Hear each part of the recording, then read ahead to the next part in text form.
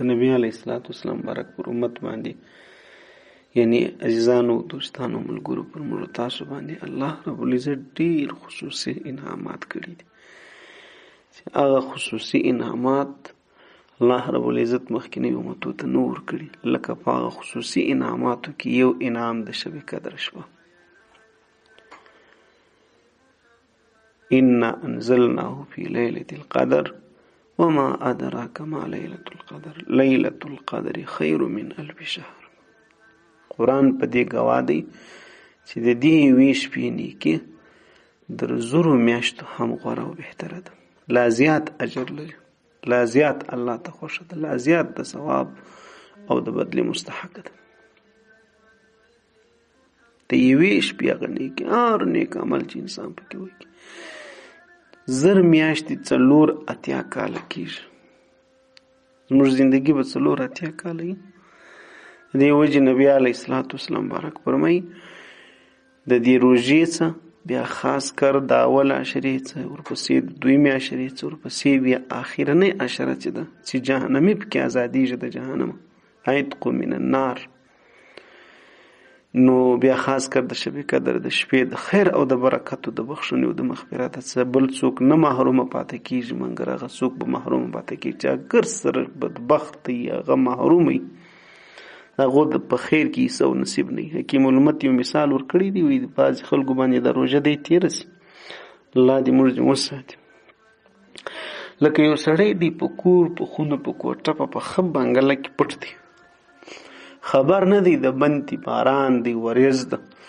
او د بندې تناوې دي تیلبو دي پړکارې دي او د شرب باران وسو ښایستې اوبه وسوې او دغه رنګه واوره وسو ژلۍ وسو دی راوتلی نه دی یا دی ویده دی یا بېهوشه دی په شي نه دی خبر پر بعضې خلکو به دغه د روژې میاشته دقه شانتې تېره سي ته به د رحمت یوه ذره درک به ګرسنه ورته ولګېږي چې موسم راغلی تېر سو وریځ وه باران و تناوې وې تا لاندې وې تیلبو وې ولې او اوبه سوي دي واوره سوي ده ژلۍ سوي ده او د هېڅ باندې به هم دی نه خبر د الله رب العزت د رحم او د کرم دا د جشن میاشته ده په دې کې د هېڅ شي سره انسان تشبیه نشي ورکولی چې څنګه د الله رحمت راوړي خو که چیرې هر څونه زیاتې اوبه یا د باران په شکل کې یا د برمې په شکل کې د چای ګیلاس چپه ورته کښېږدي بیا نه ډکېږي چې موږ استغفار د پاک رب ونه غواړو موږ د الله رحم ته محتاج نسو الله موږ ته نه دی محتاج که خیر دی زموږ د ځان سره دی او که شر دی زموږ د ځان سره دی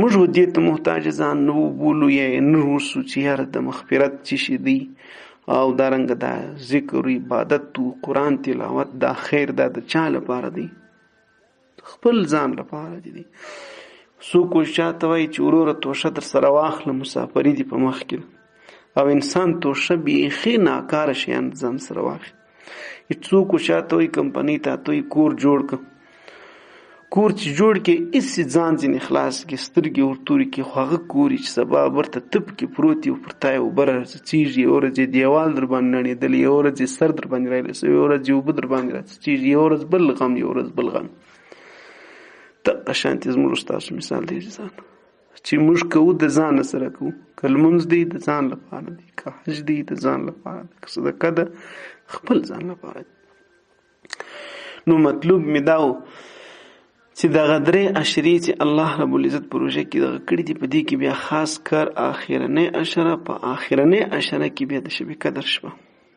دا یو ډیر خاص انعام دی د الله رب العزت خصوصي رحم دی چې دا امت الله پاک په نازولی دی د یوې شپې نیک عملي در 4 کاله بالا که دا مخکیني انسانان ته میلاو سوی ولی زویم ټول قوم کې به څوک کم بیده سوی ولی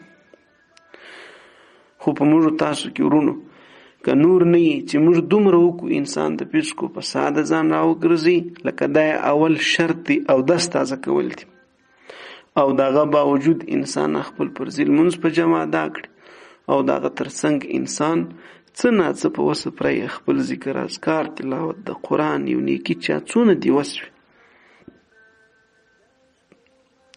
څونه چې د انسان وسوي نبی علیه الصلاة والسلام د آخرنۍ د روژې د میاشتې شپې دا د لیلة القدر په تلاش کې هم په خپله تېرې کړي دي، هم یې ډېر تاکید کړی دی. نبی علیه الصلاة والسلام بارک 9 کاله روژه نیولې ده. روژه د اسلام د هجرت پر 2م کال پر رسوي ده. 9 کاله نبی علیه السلام روژه نیولې ده، 1 کال اعتکاف پاته سوی دی. هغه ورپسې د شوال په میاشت کې راګرځولي دي، په بل کال کې 60 شپې اعتکاف کښلی دی. د شوال په میاشت کې د اختر څخه وروسته د اختر میاشت د شوال میاشت و اسلامي نومو کې په هغه کې 60 شپې اعتکاف یې کښلی دی.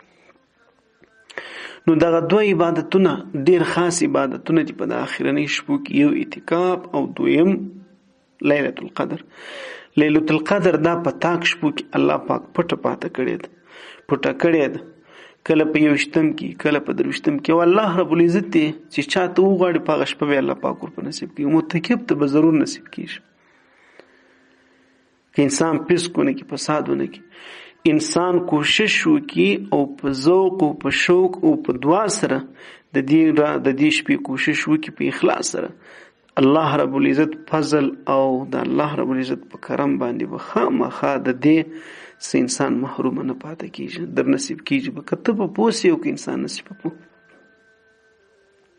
نو ګرانو عزتمندو ورونو، دغه 2 عبادتونه په دې آخرنۍ عشره کې نبی علیه الصلاة والسلام بارک هم په خپله کړي دي او په هم یې ډېر تاکید امت ته کړی دی چې ګوره امت اعتکاف چې دی ګرانو عزتمندو ورونو دا 3 رنګه ادا کول کېږي. یو نظر، انسان ځان ته اعتکاف نظر کې چې الهي دومره شپې به زه اعتکاف کوم، دا په انسان لازم سي او واجب سي، خامخا به کوې.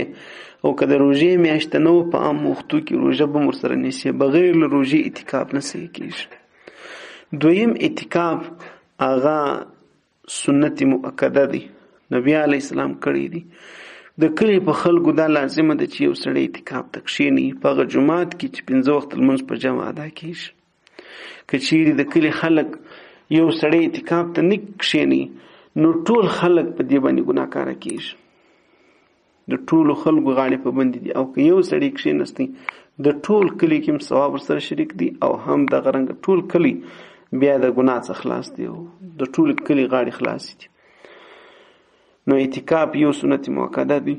د شلمې ورځې څه واخله، بیا د 20م سهار د 20م ورځ به انسان په اعتکاف کې، د شلمې ورځې د مازدیګره څه واخله، بیا د اختر 3 اعلانه پورې، که په 9 شپې رالې په 20م شپه د اختر اعلان وشو، که 10 ورځې رالې د شنبې ورځ باندې وشو، بس بیا هلته ټیم پوره دی. دریم مستحب اعتکاف دی. مستحب اعتکاف دی ته وایي کله چې انسان جومات ته ځي او نیت اعتکاف وکړي، پر دې به هم د الله د پاک طرفه اعتکاف ثواب درکول کېږي او هم به الله رب العزت تا ته هغه د جومات ته تګ ثواب درکوي، د لمانځه او د تلاوت د قرآن د نورو ذکر اذکار.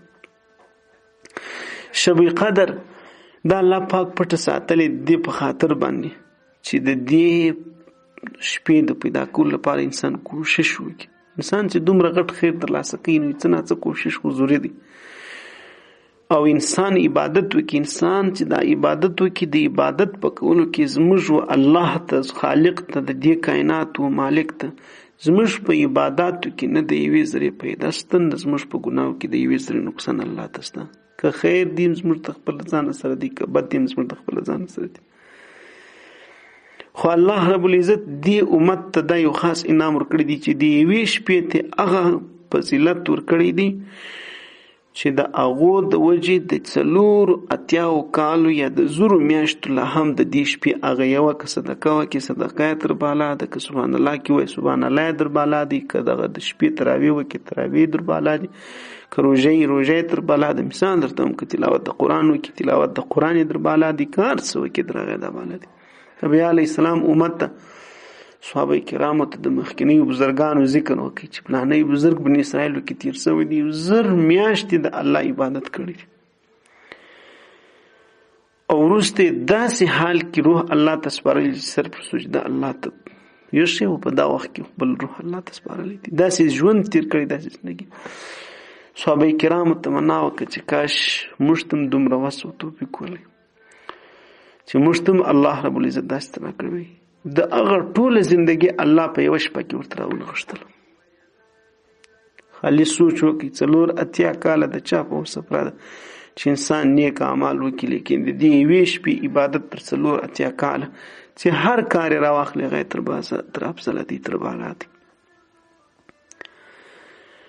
په دې شپه کې فرښتې ډېرې زیاتې راځي. د دې شپې یوه لویه نښانه نبي علیه السلام دا بیان کړې ده چې په دې سهار لمر خامي د فرښتو د ډېر د کثرت راتګ د وجې حتی جبرائیل امین علیه السلام د فرښتو سردار دی هغه هم پکې راغلی، او په دې شپه کې د مسلمانانو پر دعاو امین وای نو انسان چې دعا پکې وغواړي دعا قبلېږي. ام المؤمنین عایشې بیبي د نبي علیه السلام نه تپوس وکړي چې قربان د الله نه زولې که ماته پته ولګېده چې د شب قدر اثرات دي او شپه ده هغه چې درختې پر سجدې هغه هر چاته نه معلومیږي یا غوبو خوږي هغه هر چاته نه معلومیږي. که زه پوه سوم ای د الله نازولې چې د شب قدر ده شپه ده کومه دعا وغواړم نو نبي علیه السلام دغه دعا ورته وښوله اللهم انک عفو تحب العفو فاعف عني یا غفور رحیم. ای عایشې دغه دعا د پاک رب وغواړه.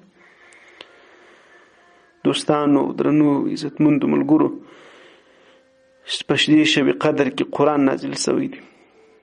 د دې ذکر الله په خپل کلام په سورې قدر کې کړی دی انا انزلناه فی لیلة القدر. الله موږ دا قرآن نازل کړي په لیلة القدر په شپه کې. دا د دې شپې پر عظمت باندې او د دې میاشتې پر عظمت باندې څومره لوی دلیل دی. همدارنګه دغه یوه شپه الله تر 1000 میاشتو بهتره بللې ده. که په دې کې نفلي لمونځ وکړي، که صلات تسبیح وکړي، که تهجد لمونځ وکړي چې 1000 میاشتې پر ولاړ یې او 1000 میاشتې 4 کاله کېږي لا تر دغه د یوې شپې هغه عبادت تر بالا دی. که صدقه انسان وکړي نو چې د انسان په واسطه څپرۍ خامخا د انسان پکې کوي. دوستانو خدای دې دا خیر موږ تاسو ته په نصیب کړي. او دارنګه په دې شپه کې فرښتې سلام وای او پر دعاو باندې امین وای. پر هغه چا سلام وای چې د الله په بندګۍ باندې مصروف وي، تلاوت د قرآن کوي یا ذکر کوي یا درود شریف وای. او په دې شپه کې د فرښتو راتګ او د سلامتی دعا انسان ته کوي. دا د دې شپې د عظمت له وجې دومره فرښتې راغلي چې په دې مځکه کې د پښې یا د یوې ګوتې ته لګولو ځای نه. شب قدر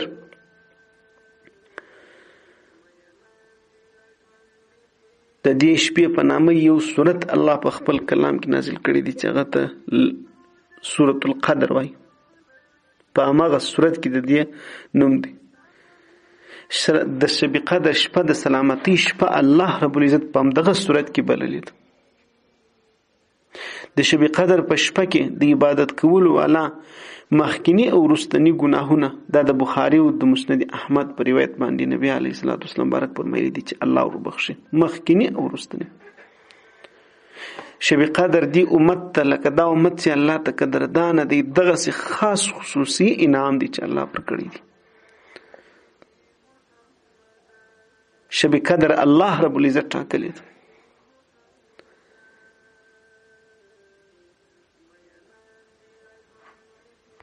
هغه شپه ده ان انزلناه فی لیلة القدر. الله وی بلا شک په دې کې قرآن موږ ته نازل کړی دی.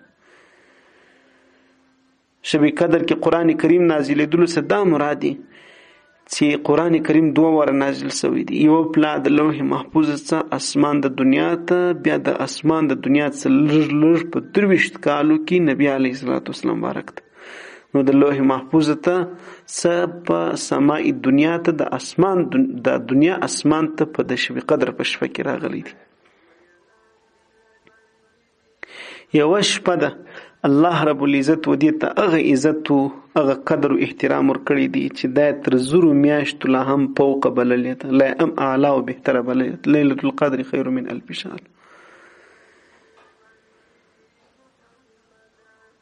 انس بن مالک رضی الله تعالی عنہ سے روایت را منقول دی وی العمل فی لیلة القدر والصدقة والصلاة والزکاة افضل من 1000 شهر. په دې کې هر هغه نیک عمل چې انسان کوي دا چې 4 کاله یا 1000 میاشتې پر ودرېږي تر هغه د دغه میاشتې دغه یوې شپې عبادت تر بالا دی. دې وجې په صحابو کې دا عام معمول او نبی علیه الصلاۃ والسلام بارک چې په دې شپه کې به د خپل هم او خپل خاندان ټبر مرکشنه وي او هغه ته به تاکید کوي چې مې بده کېږي. دا د دعا شپه ده، دا د غوښتلو شپه ده، دا د مغفرت شپه ده چې مغفرت انسان د الله پاک دا د بخښنې شپه ده، دا د یو خاص شپه ده.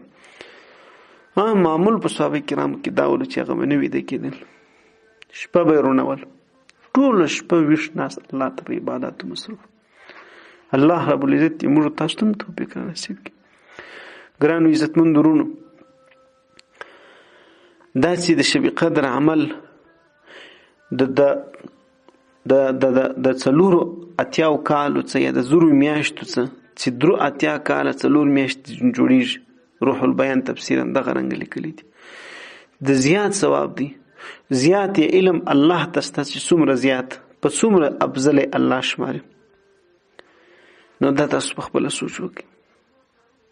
په دې مبارکه میاشت، په دې مبارکه شپه کې فرشتي نازلېږي او فرشتو سردار جبرائیل امین علیه السلام د الله پاک قاصد د نبی علیه السلام خاص ملګری، دا هم د الله په حکم باندې راځي، دا په مځکه باندې راکښته کېږي او نازلېږي. تنزل الملائکة والروح فیها باذن ربهم، د الله په امر او په اجازت باندې، او هغه په هغه انسانانو باندې سلام وایي کوم انسانان چې په دغه باندې مصروف وي. د روح څه مراد څوک دی؟ په دې باره کې مفسرین وایي دغه اقوال دا دي چې د دې څه مراد فرشتي او د فرشتو سردار جبرائیل امین علیه السلام دی. لکه امام رازی رحمه الله چې همدغه رنګ د فضایل رمضان کې هم دا ذکر کړي دي. ابو هریره رضی الله تعالی عنہ څخه روایت دی چې نبی علیه السلام بارک فرمایل ان الملائکه تلک الليله فی الارض اکثر من عدد الحصا، بشک د شب قدر په شپه کې پر مځکه باندې دومره ډېرې زیاتې فرشتې را نازلې شي چې هغه د دې کشني ډبرو څخه په تعداد کې زیات دي. علما لیکي د فرشتو د راشو کېدو څخه دوه مقصد دی. یو مقصد دا چې په دې شپه کې چې کوم خلک په عبادت کې مشغول وي چې د هغو په حق کې دعا الله ته وغواړي وکړي. دویم مقصد یې په آیات کریمه کې دا ښوول شوی دی چې دا شپه دا شپه ده چې په دې شپه کې الله رب العزت هغه تقدیر فیصلې د فرشتو په حواله کوي چې هغه پر خپل وخت باندې فرشتي هغه کار بیا سرته ورسي. او دغه رنګه دا فرشتي د انسانانو پر هغه نیک عملۍ د خدای پر بندګۍ باندې شاهدانې واوسېږي، پر دعا باندې امین ورته ووایي او سلام او د سلامتۍ دعا ورته وکړي چې الله دې سلامتي در په نصیب کړي. همدارنګه مصافحه د انسان سره کوي او دعا د انسان لپاره کوي. ابن عباس رضی الله تعالی عنہ د نبی علیه السلام دا ارشاد را نقل کوي و جبرائیل علیه السلام ته حکم کیږي چې هغه د فرشتو یو لوی لښکر سره په مځکه باندې راکښته شي په دې شپه کې. د هغو سره یو زرغونه جنډۍ چې هغه د کعبې شریفې باندې ولګوي. بیا جبرائیل علیه السلام 100 وزره لري چې په کوم کې هغه صرف 2 دانې وغوړي د مشرق څخه تر مغرب پورې دا ټول د اسمان خانان سي. بیا جبرائیل امین علیه السلام فرشتو ته په دې شپه کې د ګرځېدلو او د خورېدلو حکم کوي. دا فرشتي ځي په هر کور کلي دیار په هر علاقه کې ګرځي. څوک چې په ولاړې په ناستي په لمانځه په حالت کې ذکر تلاوت قرآن پر هغو سلام کې مصافحه ورسره کوي او د هغو دعا باندې امین وایي. دا حالت در صبح صادقه پورې ځي. سهار د ډیرو فرشتو مځکې ته د راتګ د وجې اسمان لمر دا پرن نور نه خامي. په یو روایت کې راځي حضرت علی کرم الله وجهه ارشاد دی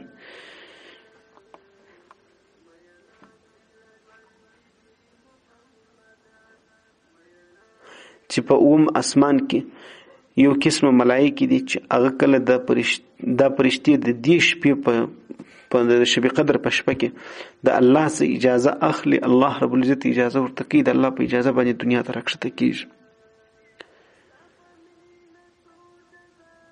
هغه راځي په جمعاتو، په کلو، په کورو، هر چیرته چې هر څوک په عبادت مصروف وي، په دعا مصروف وي، هغه فرشتي هغو ته دعا کوي او دغه انسان په دعا باندې ودي انسانان ته برکت حاصلېږي.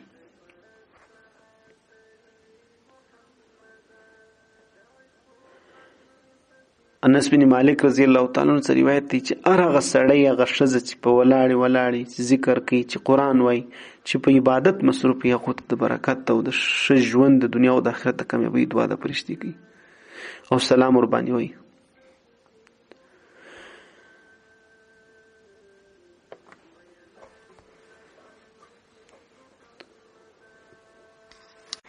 او بل الله پاک وایي ما دا قرآن په لیلة القدر کې در نازل کړی دی چې هغه ته لیلة مبارکه هم وایي. لیلة القدر د قدر او د منزلت او د عظمت او د شرف والا شپه. علما وایي بېشکه په دې کې شک نشته. مفتي شفیع صاحب رحمه الله لیکلي دي چې لیلة القدر معنا عظمت شرف او د دې وجه دا ده چې دا شپه دغسې د عزت او د قدر شپه ده. نور علما وایي کوم سړی چې د خپلې بدعملۍ له وجې د دې څه مخکې بې قدر و بې قیمت ولو که په دې شپه کې انسان توبه او استغفار او عبادت وکړي د دې په ذریعه به الله رب العزت د قدر او د شرف والا جوړ کړي.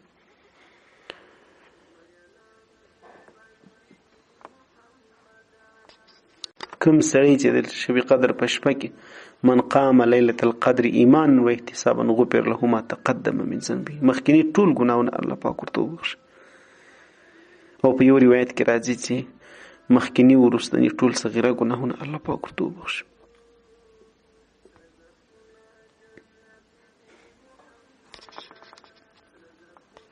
شب قدر په شپه کې و ټول امت ته الله پاک بخښه کوي.